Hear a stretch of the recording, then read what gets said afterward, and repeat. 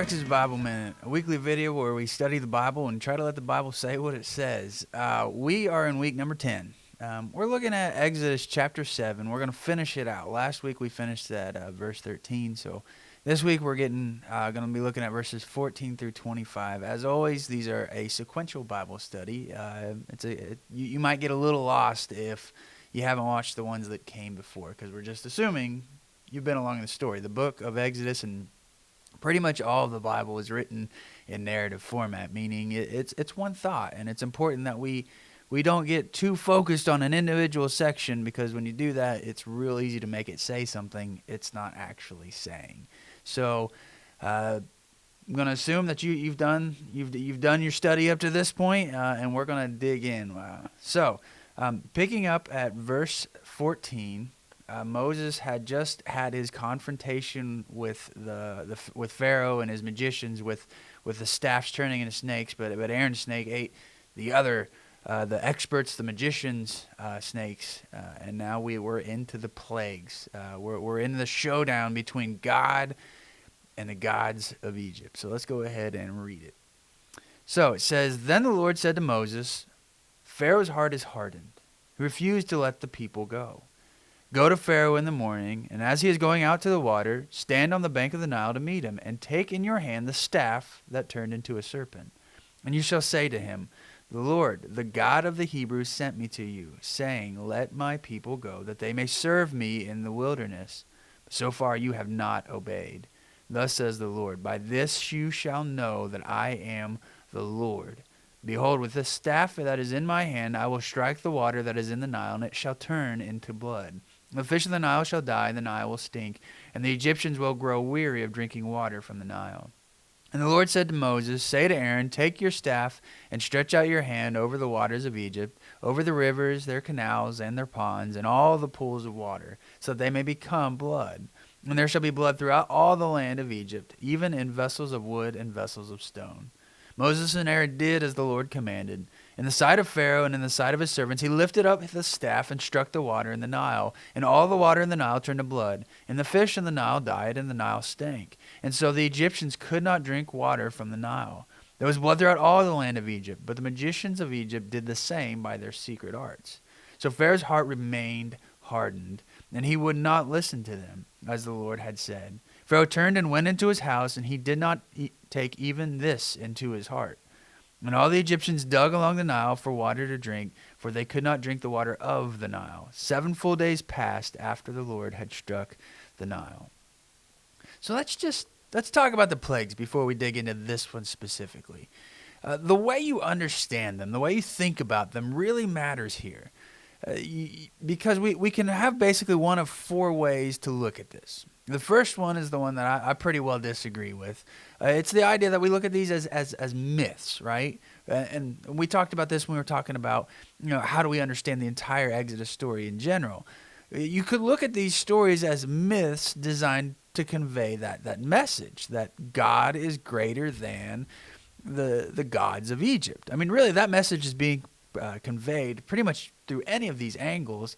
But, you could look at these as just simply myths, that these are things that were invented by the writer of Exodus to convey this message, and they're being specific and they're being strategic about, which plagues did what, because it's an attack on this god and that god. I could see how somebody who doesn't believe in God would make that argument. It makes logical sense, but I'm a believer, and I'm assuming if you're not a believer, you're curious. So, we're looking at the lens of we believe this stuff, that we believe God is real and that he really does act on the people he loves behalf. And so we reject that idea. That these aren't just myths designed to convey a message. Remember, our viewpoint of Exodus here is that it is kind of like a movie based on a true event. It's not going to include everything. It's not going to document everything that happened. It's not meant to be a historical record. It's meant to convey this message, but it's based on true events. It's not just made up myth, right? So that's the first option for looking at these plagues. They're just myths designed to convey a message. One point I'll say before we move on, and we'll talk about this later when we're talking about the blood, but the attack on specific gods, which is the argument made that these are just been made to intentionally call out the Egyptian gods, it doesn't line up that well. It doesn't line up with certain gods or even the greatest gods of Egypt, the ones that are really the powerful or the top tier, to make that argument. But we'll get into that later, but just I wanted to say that before we move on. The second way of viewing it is that these were natural events co-opted by the writers to convey, again, that same message. And yeah, you could make that argument because pretty much all of the plagues are naturally occurring phenomena. And the first ones especially, you could see how they could spell out. There's these things called flagellates, which are microscopic organisms that turn water a shade of red, and they mess with a water body's oxygen levels, which would kill fish, which the rotting fish would cause gnats and flies, and frogs, which would eat the gnats and the flies, would grow in population, and the disease from all the dead fish and the flies would spread it, and you would spread the livestock, and it could cause anthrax, which is a naturally occurring disease, not a biological weapon only. And that could spread, and anthrax causes a form of boils. Like, you could see how, these are all natural events line up, and they just co-opted this massive, horrible natural disaster that happened because of these flagellates that float up the river from southern Africa. Okay, you could make that argument, but how does that all happen to fit exactly as Moses is trying to let the people go? The two are not related, and especially the last one is not a naturally occurring event. And so we kind of reject that this is all just a natural freak phenomenon that the authors co-opted to fit this nation-building narrative. That doesn't gel with that God is actually acting on their behalf. The third thing is that it's a literal. We take everything literally exactly as it's written. That the blood in the Nile and all the waters was literally blood. Could not be flagellates, could not be anything else. Had to be literal. And that's just bad biblical understanding. That's a bad way to understand the Bible in general. That's what Jesus preached against a lot, because the people, when he showed up, were looking for a literal physical military leader in the Messiah. That's what they were looking for. They were looking at things in that literal sense instead of looking at the heart of what was being said. What was the real point here? They took things too literal, and they had the laws, and then they put the commentaries on the laws, and then they put the commentaries on the laws, and they had all these ridiculous rules. I mean, Jesus, that's a lot of what his preaching was going against this black and white literalism instead of looking at what the actual heart of the Old Testament teachings, the law, were. So literal isn't a viable option pretty much ever. You have to step back and think, okay, what is the point here? And sometimes that means, it's this in a literal sense, and sometimes it doesn't. But we can't take everything at point blank. It's got to be literal, else the Bible's not true. That's not the way the Bible works. That's not the way ancient writings work. They're not meant to be scientific textbooks. And that's something I know a lot of people struggle with, but that's the way they were written. They were not written to be textbooks. They were written to convey messages through narratives, through histories, through poetry. It's just the way they work. So we're going to reject 100% everything has to be literal view as well. And that leaves us with the fourth one. And the fourth one is a hybrid view of the last two. So the last option, and it's the option that I think pretty much everybody should take, is that we have to leave room for natural phenomena to be used by God, and we have to we have to be okay with things being literally what they say. Okay, so here's what I mean by that. The natural world is God's creation. And I think a lot of times people who get too hung up in trying to prove the Bible as a scientific textbook, they get hung up on, well, everything has to be exactly as it is, and they leave out they leave out that God's the one who did the creating of the world. What science has documented, what science has shown, we think for some reason that's the enemy, that disproves God. Well, no, God's the one who came up with everything. He's the one who designed everything. Science is nothing but a glorification of what God has done. The beautiful intricacies and complexities and systems of the natural world, those are God's creation. Those have the fingerprint of God all over them. And so to say, oh, nothing can be a natural phenomena is honestly taking things away from God. It's trying to put him in another box. God doesn't work like that. Everything has to be supernatural. No, like God created the natural. It's his design. So yeah, it doesn't matter if it was literally blood or if it was, these microscopic organisms that look like blood. It doesn't matter. That's not the point. The point is God acted, and and we'll talk about what the point of this plague in particular is here in a few minutes. But so we have to leave that room that things are okay if they're just naturally occurring phenomenon that God caused through Moses.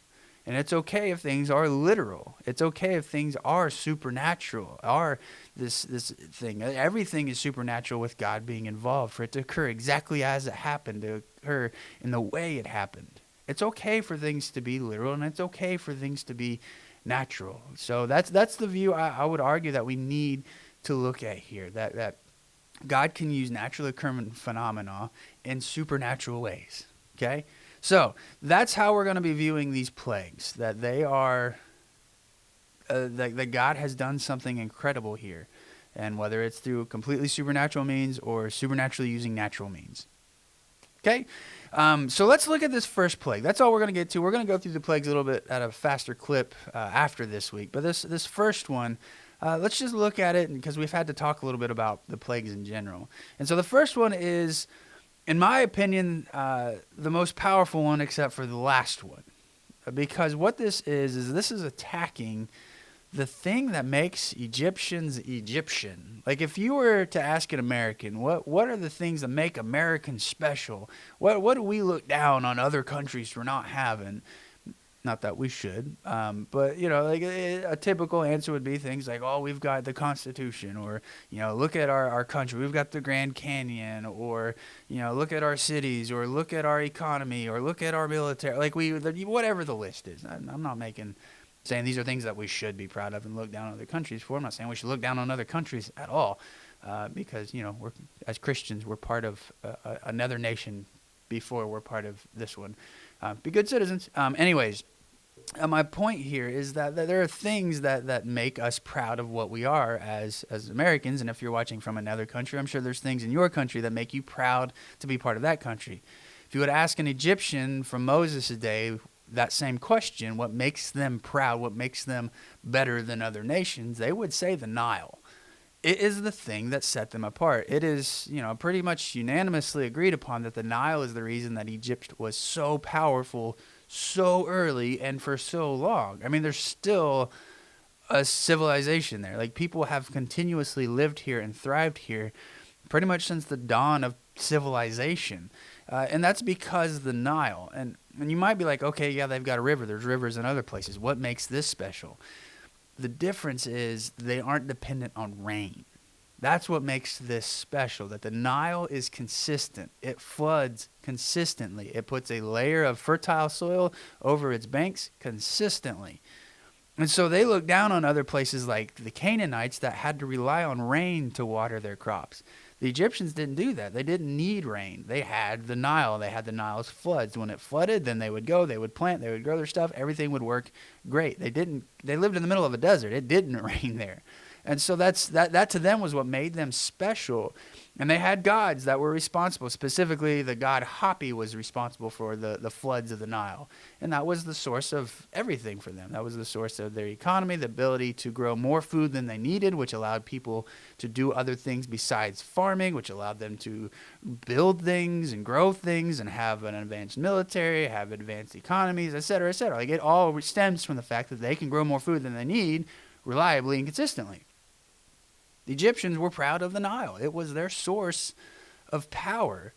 And in their worldview, that was 100% because of the gods, right? So I just mentioned Hapi. He was the god responsible for it.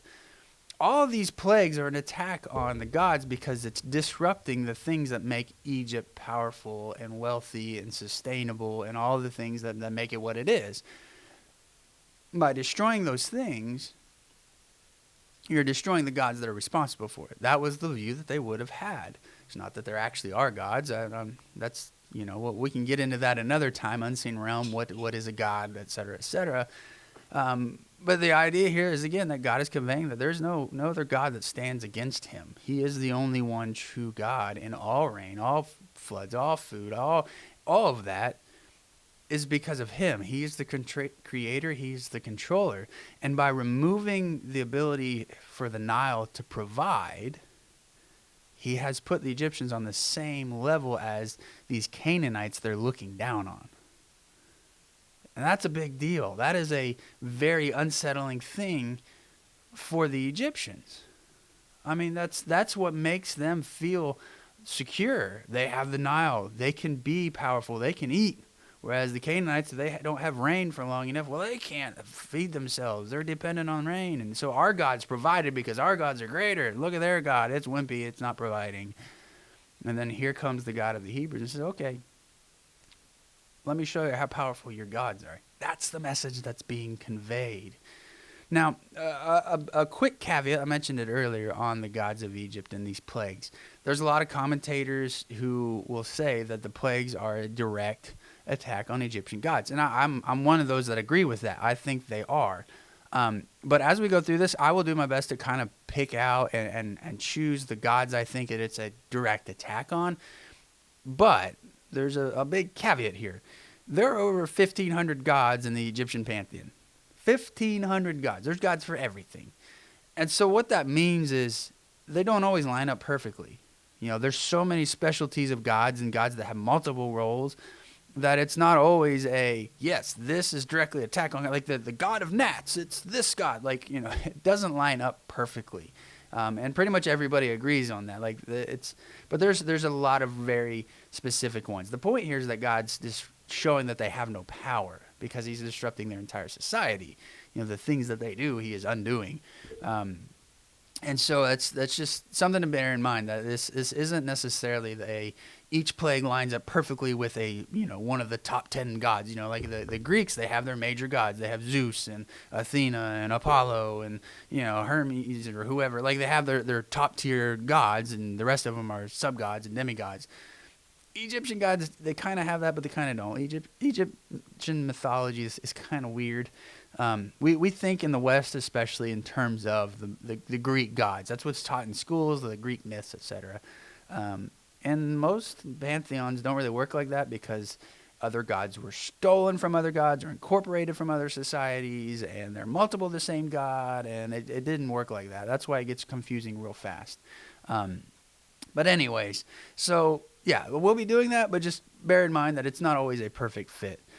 And so after Moses and Aaron, they turn all the water to blood. Pharaoh brings in his scientists, his magicians, his experts to replicate it, and they're able to.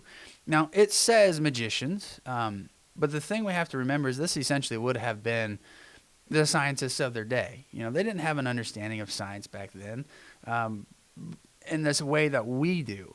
But they understood the natural world. To think that they were completely ignorant and didn't understand, basic chemistry or basic, the way things worked is to be really unfair to them. The ancients were very intelligent, and there's a lot of things they did that we either haven't figured out or we just recently figured out.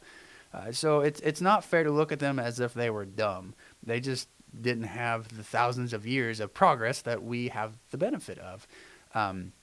But they were very capable of figuring out things. And so these scientists are able to replicate turning water into blood. And Pharaoh sees that and says, yeah, okay, no big deal. We can do that too. It's nothing. Here's something I do think is interesting.